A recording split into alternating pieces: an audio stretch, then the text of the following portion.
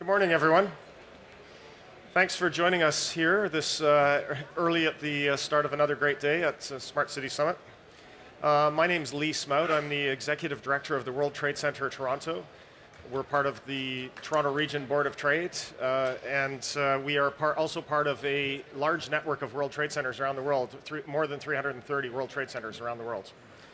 And I'd be remiss if I didn't give a little bit of a pitch for Toronto. And so you've been handed by my colleagues some sheets. Hopefully you have one. If you don't, we can get you one after. But just a couple of quick highlights. Toronto is the fastest growing tech market in the world. We have 300,000 plus tech workers, 60 plus incubators and accelerators, and 220 investors and funding agencies, and the highest concentration of startups outside of Silicon Valley. And we are the second fastest growing region in North America with, and one of the things we're very proud of, the top destination for new immigrants, a very, very diverse city. More than 50% of the people that live in Toronto were not born in Canada. And we are also the fifth most connected airport in the world and the second busiest in North America. So, and the one last thing we'd like to tell everybody is that we're the fourth largest city in North America because we're bigger than Chicago. So that's our bragging rights. And as part of the Board of Trade, the Board of Trade itself is the largest urban chamber of commerce in North America. And we're very involved in policy and advocacy for our region on behalf of our business community. And as such, we take a great interest in growing the city through many initiatives, but including all of the Smart Cities initiatives. And from the beginning of the discussions about Sidewalk Labs, we have been a strong advocate for the growth of Sidewalk Labs in Toronto, the development of the project. So I'm really fortunate today to be here with Rohit Agarwal, who likes to go by Rit, so I'll be calling him Rit, so you're not surprised by that. And he's the head of urban systems for Sidewalk Labs. And rather than me going through kind of reading a quick bio on you, I thought maybe you could start with a little context by just giving a bit of a background on your career and what's led you to the role you have. Happy to. Well, thank you, and thank you all for joining us this morning. And I'd like to echo a particular thanks to the Toronto Regional Board of Trade and the World Trade Center for including me and all of the support. And Jan De Silva, the Board of Trade CEO, of course, is here because one of the great things about a company like ours, which is not, of course, a Canadian company, but identified Toronto for all the points that Lee just mentioned as the most exciting place in North America to do a project like the one we did. One of the aspects of that is the great support and the welcoming nature of the business community as really organized and led by the Board of Trade. So thank you for all of that. So who I am, I've been with Sidewalk Labs pretty much since its start about 4.5 years ago. As I've confessed, I'm not a Canadian. Don't hold that against me. I've done my time. I have been a resident of Ontario. You're honorary. In the past. Honorary Yeah, thank Canadian. you. But I'm a New Yorker, and under the Bloomberg administration, I was the Director of Long-Term Planning and Sustainability, so did the environmental plan under Mayor Bloomberg that called for things like congestion pricing and decarbonizing the city and beginning to think about climate change resilience at the city level for the first time. I then worked with Bloomberg Philanthropies for several years and helped Mayor Bloomberg run the C40 Cities Climate Leadership Group, led a grant-making program there. But all the while, throughout my engagement with cities around the world, through that I was realizing how technology is changing cities. And yet, most technology companies really did not understand what makes cities really valuable and how cities really change. And it was the promise of creating a company that understood that led me to join Sidewalk Labs when Dan Doctoroff, who had been my boss at City Hall, first started telling me about conversations he was having with Larry Page and Sergey Brin about thinking about the city of the future.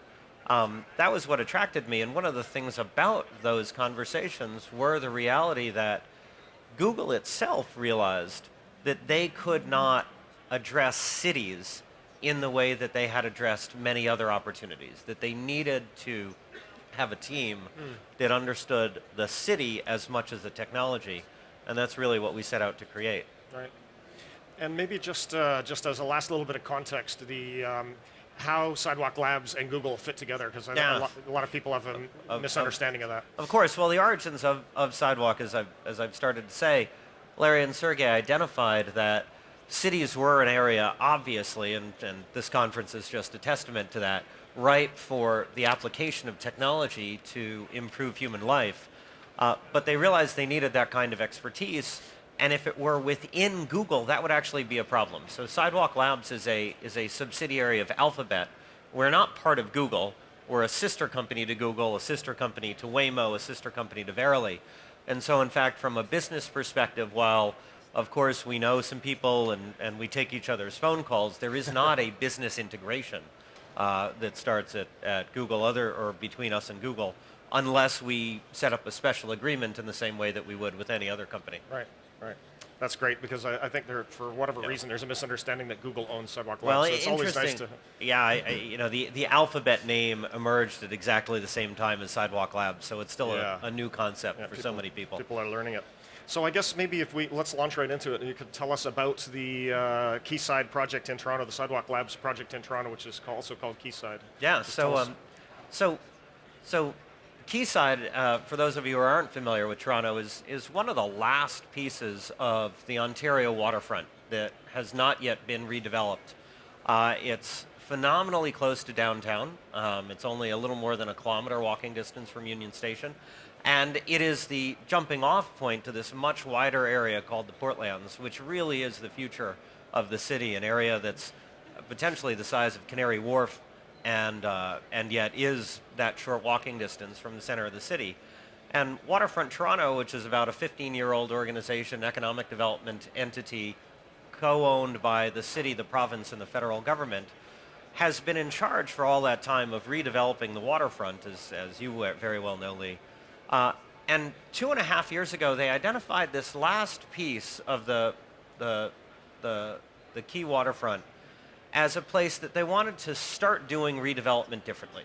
And so rather than issue an RFP for a real estate development partner, they issued an RFP for an innovation partner, because they wanted somebody to think with them and make a proposal that would include real estate development, but would actually do much more, would take a significant leap towards realizing Toronto's sustainability goals, would think about addressing other urban challenges that we all know have to be addressed if humanity is to be successful, and also help really crystallize what's already going on in Toronto, which is that the city is becoming a great hub for urban technology and urban innovation, but it doesn't necessarily have the focus yet in terms of a geographical location or an iconic location. And it was really Waterfront's idea that this area, which is called Quayside because there's a quay, a dock right in the middle of it, could be that.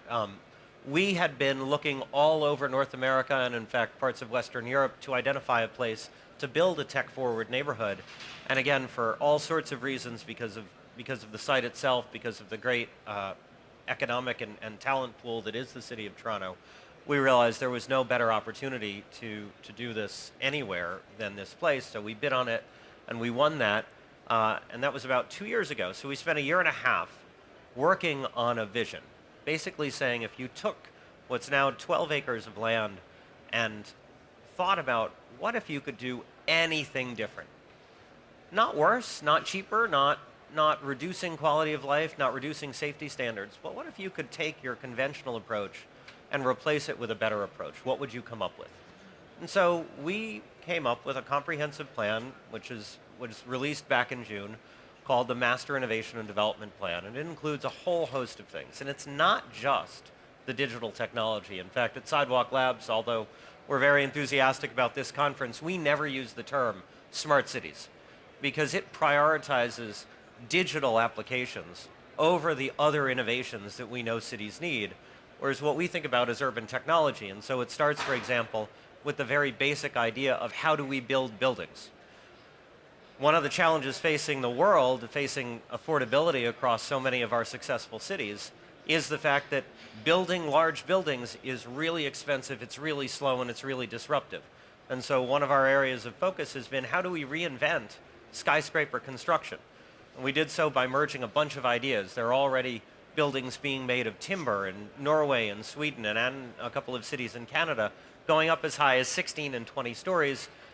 We thought about could we take that far more sustainable material, find a way to build even taller structures with it.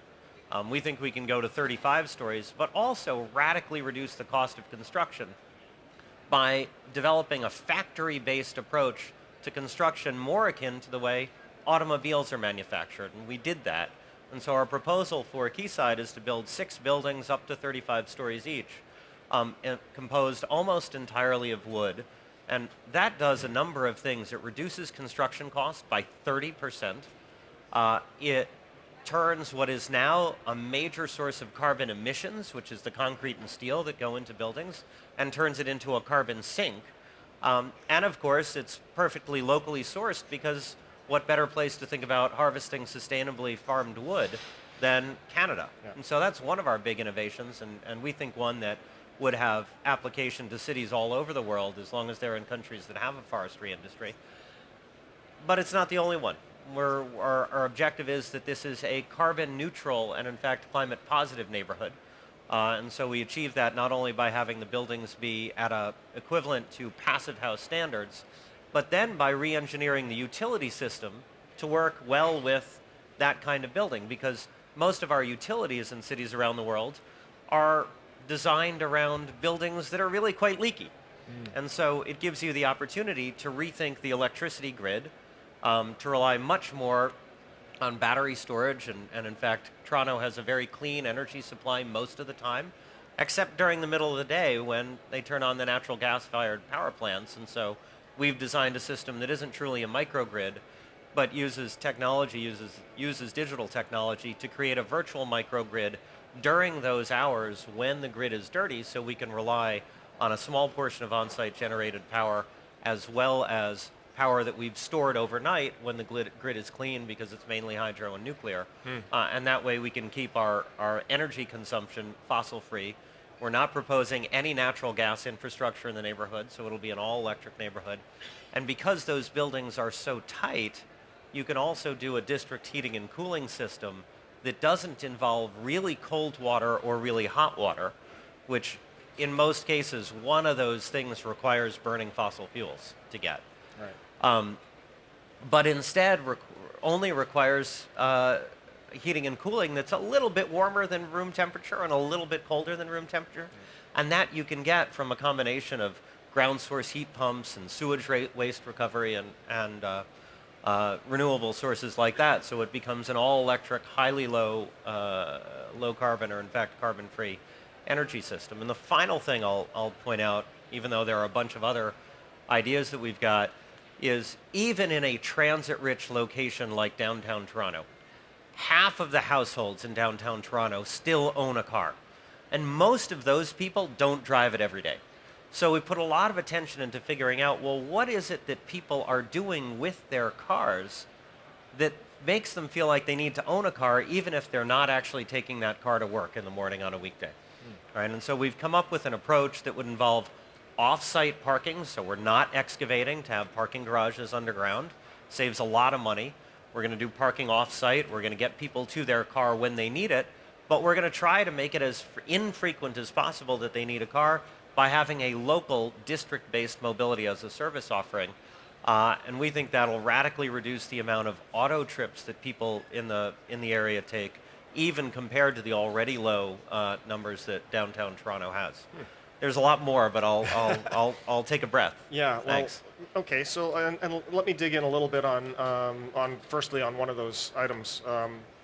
You talked about building timber buildings. So we are right now building the World Trade Center in Toronto, actually at 100 Queens Quays, just down the road from Quayside, so we'll be neighbors, and we're looking forward to that. And it is, I was up on it a week ago, and it's, on the 4th floor. It's concrete pad, concrete walls, eventually wrapped with some glass and steel, and 25 stories. So it's rather traditional. But the infrastructure's in place to get all that concrete there, to make the steel and so on. So if you're going to go to making these timber frame buildings, now I recognize that I was in the reforestation industry for 12 years in Canada, so I'm very familiar with timber and forestry and reforestation. But there's lots of resources out there. But how do you turn them into the actual products you need to put up those buildings? The lamination, the processing of any sort. And is there infrastructure in place for that, or what has to happen?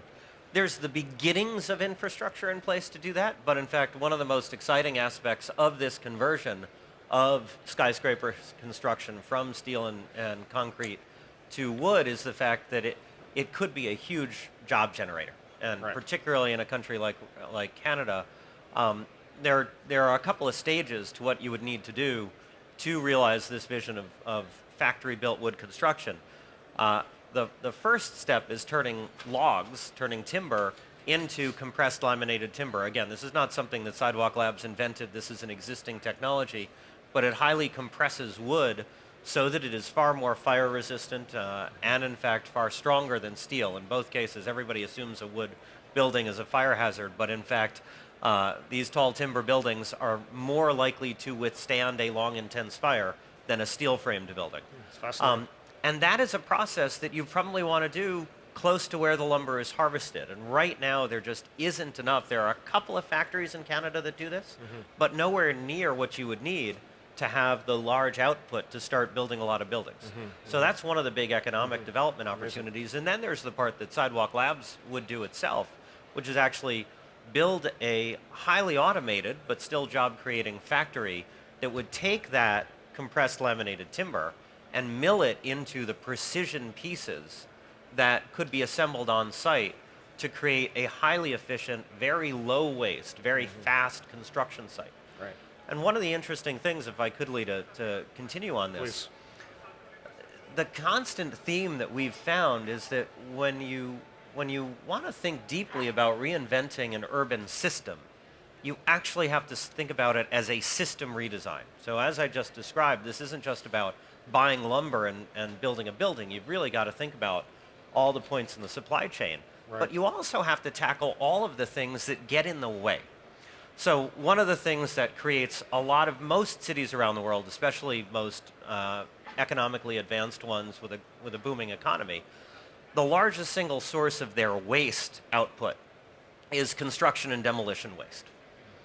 And that's because it's not just when new construction takes place, but internal renovations. So in an office building in North America, while a building has a lifespan of 100 years, the interior walls in an office building have an expected lifespan of something like 5 years.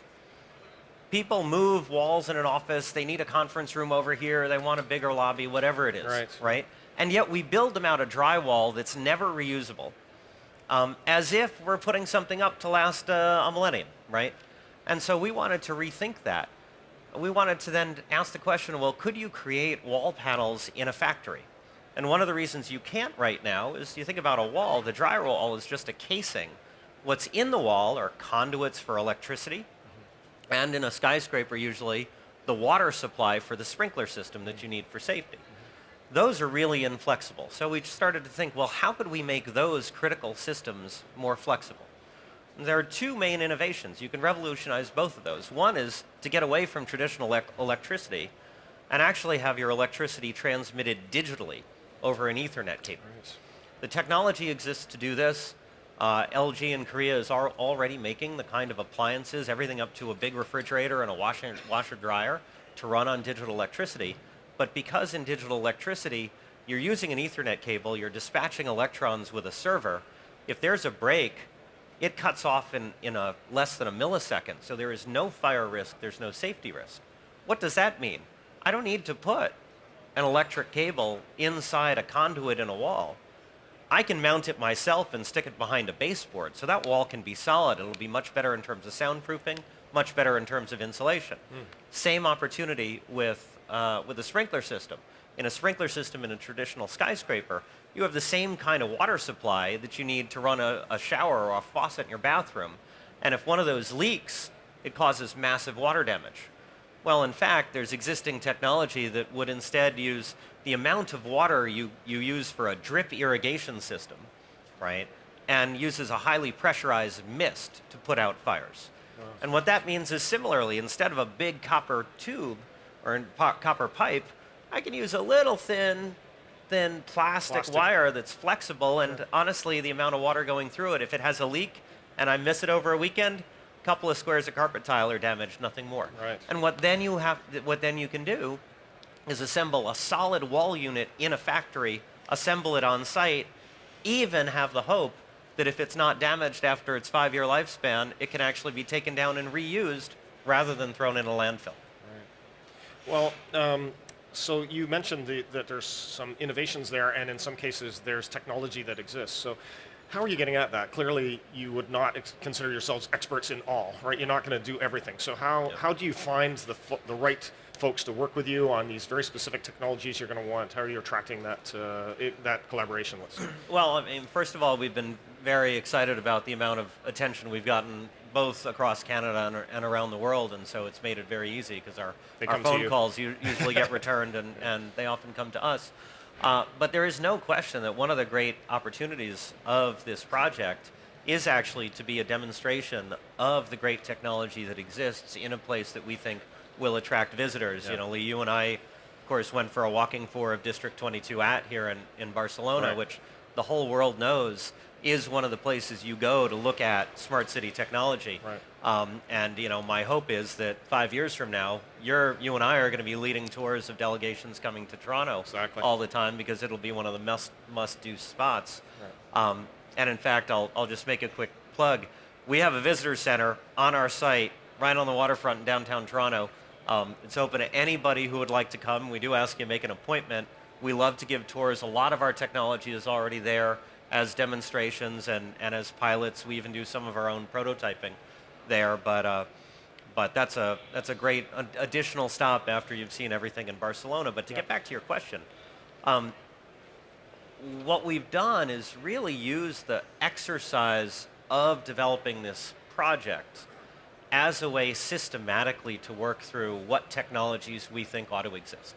And so the whole concept behind Sidewalk Labs was not to be a real estate developer. That's not our aspiration.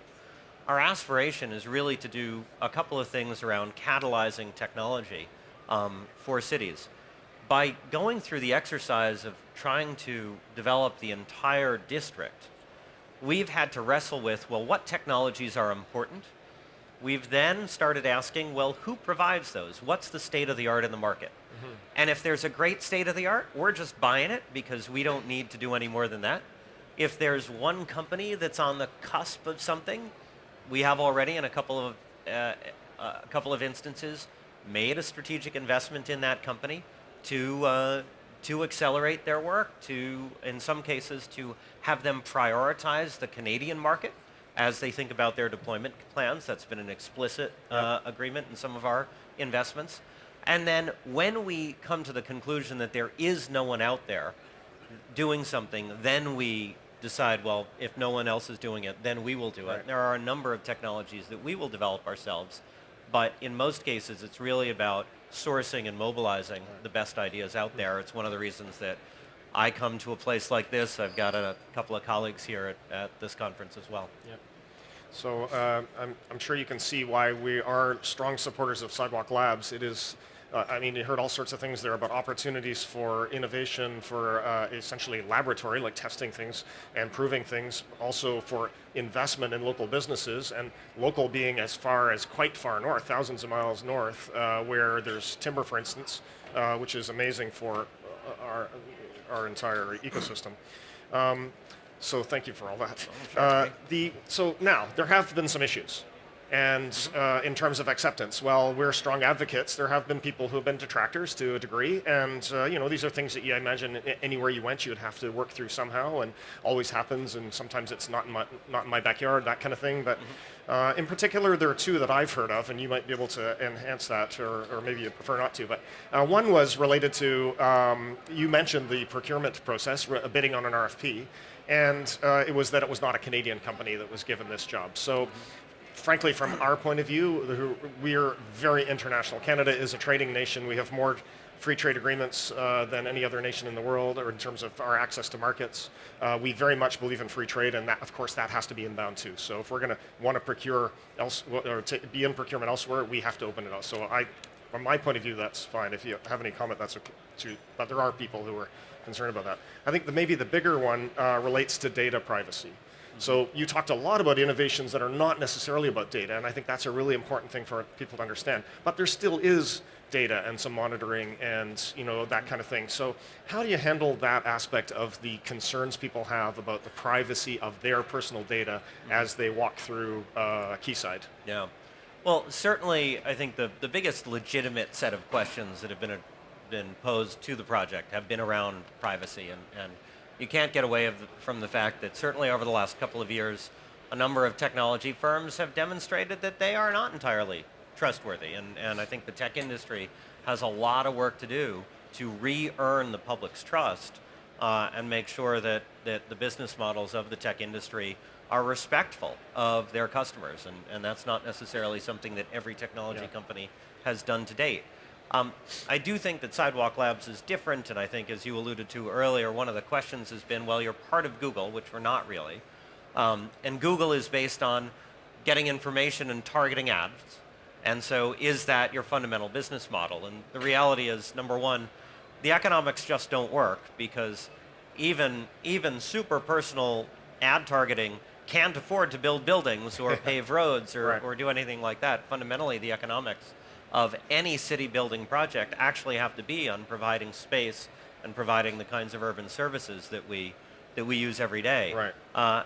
And what we have done from the outset is we've said, number one, we have zero ambition. We've been willing to commit from day one that we do not aspire to monetize any of the data that is collected about residents or particularly what's going on in public spaces.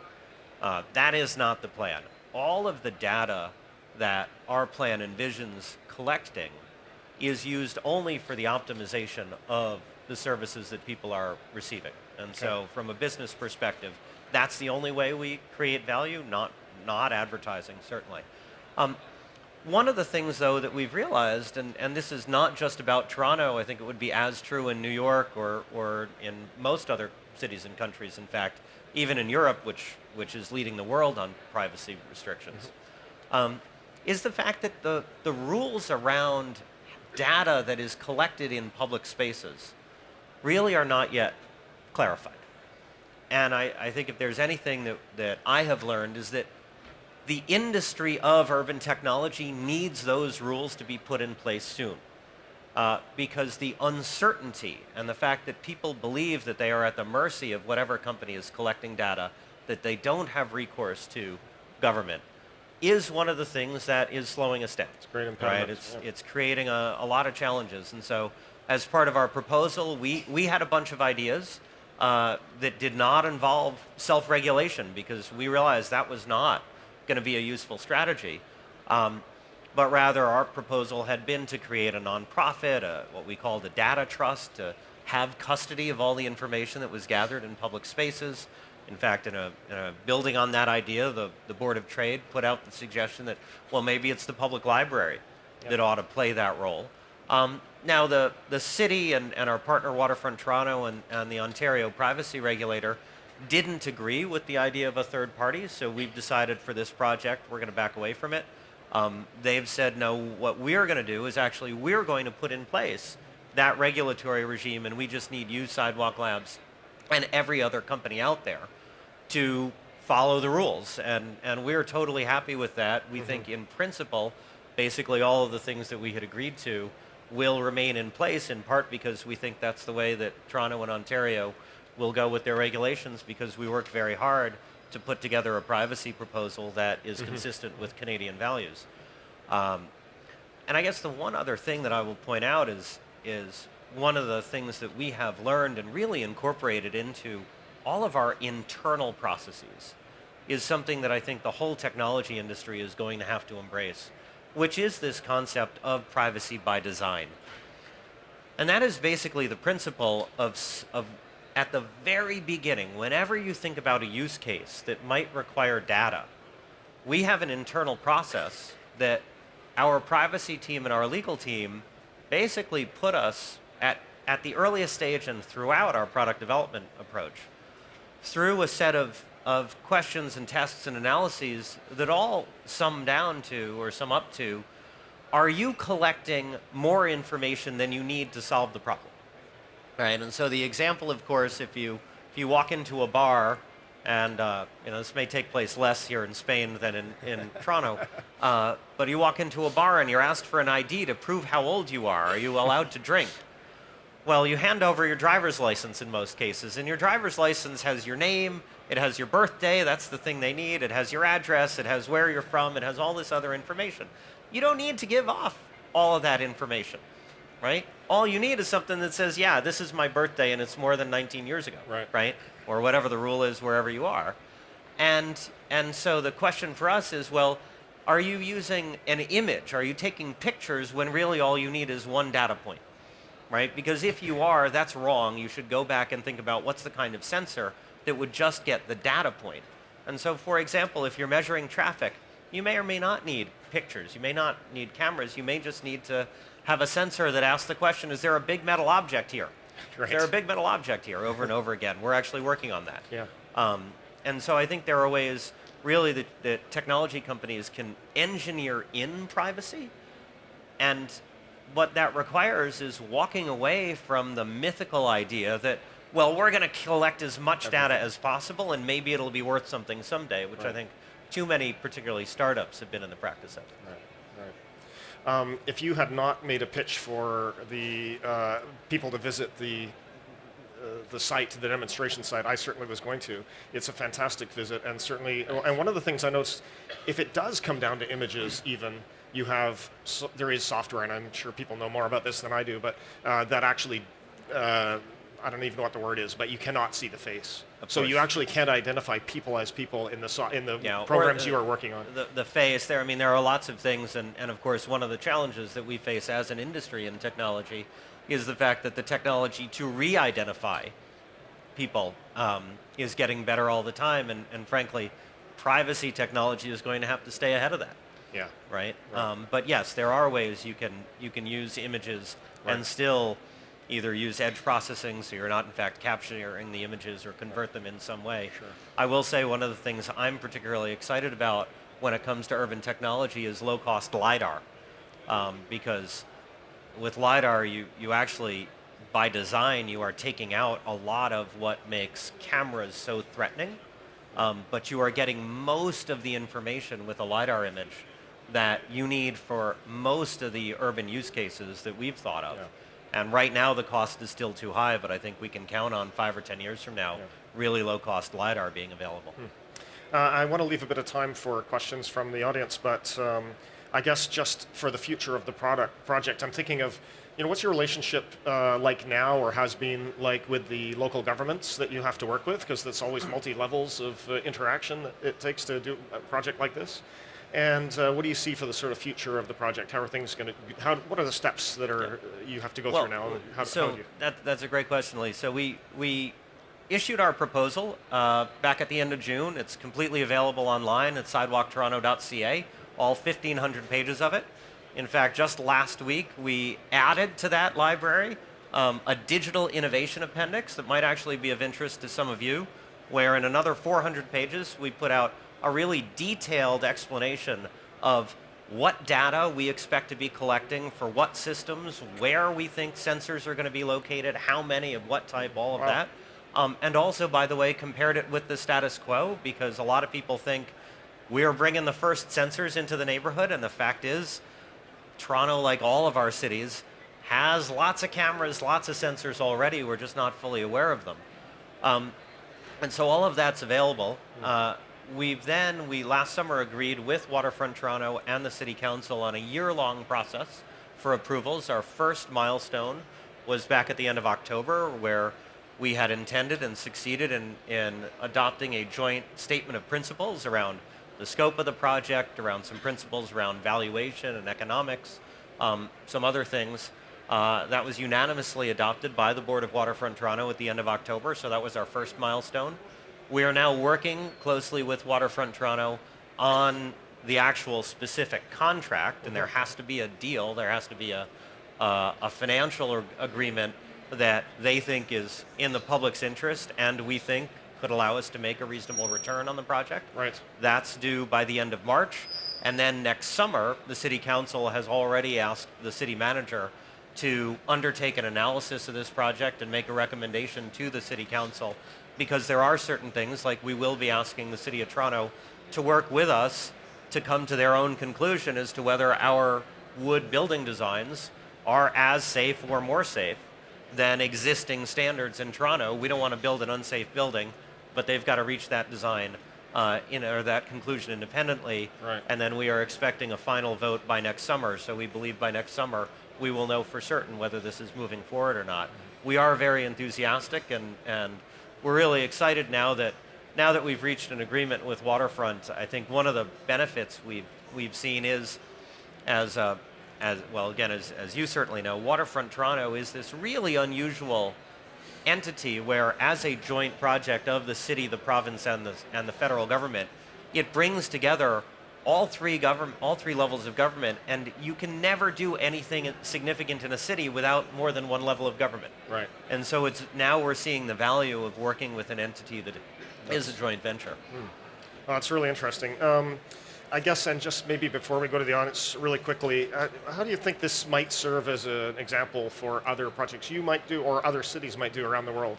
Well, again, I think it'll be a beacon. I think it'll be a place where people can see that these things work together, that they can add up to a significant improvement in urban life, and they can do so profitably. Because frankly, one of the things we know is that things will scale if they are profitable, if they are sustainable, and they won't scale, honestly, if they are not profitable. That is a fundamental problem with a lot of the initiatives we've had to date on things like sustainability. So I think that's one. Sidewalk Labs certainly has the ambition of probably never leading again in the same way a project like this, but assisting others who have projects at the district scale and on how to think about making them innovative and adding new technology. But then our aspiration is also going to be to take some of the innovations that we've developed and turn those into businesses that are globally relevant, and that's going to be a lot of our focus. Yep. One other thing, though, which I think is really important, was reflected in the title of our talk today, but we didn't really talk too much about, is inclusivity. Yeah. And I think one of the biggest challenges that the world's successful cities are all facing is the problem of inclusivity, because whether it's Mumbai or Toronto, like, we see housing being unaffordable, we see people suffering from very long commutes, we see lots of things where the gap between the wealthy and not just the poor, but the wealthy and the not quite wealthy is growing. And what that really requires is we can't just optimize the systems that exist. And I think that's part of the challenge with a lot of what's been going on in the world of urban technology over the last decade. It's not a fundamental change, it's a tweaking, it's an optimization. But what we need, what the world's cities need, are fundamental increases in capacity, are fundamental reductions in the cost of creating new infrastructure. And that's got to be the focus of urban technology. That's what we've taken on. We'll have a couple of big ideas that come out of this project, but then I think Sidewalk Labs as a company, I personally hope we do work that's relevant to the great cities of the global south and has an even bigger impact in places like that. Amazing. I think that's a really amazing point for us to go to the audience. And there is a microphone up in the back. If does anybody have a? Oh, it's right here in the front. Sorry, I didn't see you sitting there. So, any questions at all? There's. Hi. So my question's about the mass timber aspect of the building plan. Cities are currently facing the risk of rising sea levels, and I'm curious how Sidewalk Labs has kind of planned for that, because Quayside sits on the waterfront. What are you doing to make sure that flooding does not become a major issue within the next few decades? Sure, that's a very good question. Now there's partially an easy out, because it's on the waterfront, but it's on the Great Lakes. It's on Lake Ontario. It's not actually on the ocean. And Lake Ontario is already not at sea level, and it's not going to face the same challenge of sea level rise that a city that's actually on an ocean would face. So New York and whatever, have a different set of challenges. However, it is at the intersection where the Don River meets the lake, and as we know from all over the world, the Don has been experiencing more extreme flood events when there's particularly significant storms, either in Toronto or to the north of Toronto, and floods its watershed.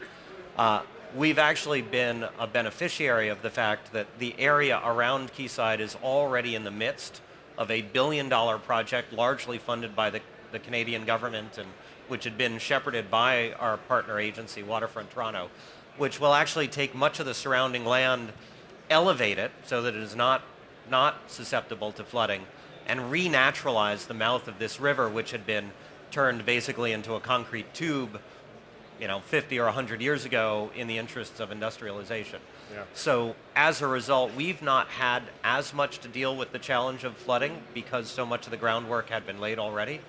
But we have incorporated into our plan a set of innovations around stormwater management, which we think are very important. So we've got concepts for a paving approach, which would have a much greater porousness, so that we're allowing rainwater to go through into the ground, as well as, this is one of those cases where we made an investment into an exciting company, a company called Opti, that uses technology to monitor stormwater basins and manage them actively to prepare for the height of a storm. And so one of the things that happens in flooding is you have dumb basins that are just there and they fill up, but there's no way to empty them. And they might fill up during a shallow rainstorm, even if the highest point of the rainstorm is later on. So it's far better to keep them empty during that first period when it might not be raining as hard, and let them fill up only during the moments when flooding is most likely. Our technology would do that, and our intention would be to implement that kind of technology at Quayside, but it's globally relevant. There were other questions. We only have about 3.5 minutes. So. Hello, my name is Ki Kwang Song, CEO at Daring Corporation. We help us there. We make values for disability people, so that's why I'm here to listen to the inclusivity of the Toronto tomorrow. But I think my question is, I would like to ask, what's the inclusivity for you? Because innovation and also automation of the data and collection is pretty good, but I think that the more important thing is how do we use that in data and innovation, how to solve that, solve to the customers on your buildings in Toronto. So what's your how are you gonna solve the disability people in Toronto in the near future? Mm-hmm. Yeah, that's my question. I made the acoustics here are not ideal, so forgive me if I don't quite answer, but I'll answer what I think you said. In terms of inclusivity and how you use data to directly improve the lives of people, I think is really what you were getting at. Well, first of all, the biggest single challenge facing Toronto and the people of New York and San Francisco and London and many other cities is actually housing affordability. And so we do believe that by doing something where we can dramatically reduce the cost of construction, we will make a big contribution towards that. Another aspect of this is designing units that are smaller but highly efficient. So we recently made an investment in a company called Ori, which has an innovative approach to furniture, so it can make furniture that's reusable and uses technology to move around, so you can have the experience of living in 100 square meters, but only in a space that's 70 square meters, right? But it has the same utility. So that's another one. But then a great example that I like, all over the world, we know that to decarbonize, we have to get to full electrification. But on a BTU basis, in terms of the energy they provide, certainly in Toronto, electricity is 5 times the cost of natural gas. And so to a certain extent, there's a preventative challenge where we can't allow decarbonization radically to increase the cost of living for a whole swath of people who currently can't afford it anyway. Right? And so part of our proposal is to use technology not from a central place, but to give people the tools to manage their electricity consumption. One of the benefits of digital electricity is that it can turn every plug into a meter, and that means through an app we will have, as part of our microgrid, you'll be able not to have to say, oh, turn this thing off, turn this thing on, I'm going to wait for when the peak price is and shut it off, because people don't have the time to do that.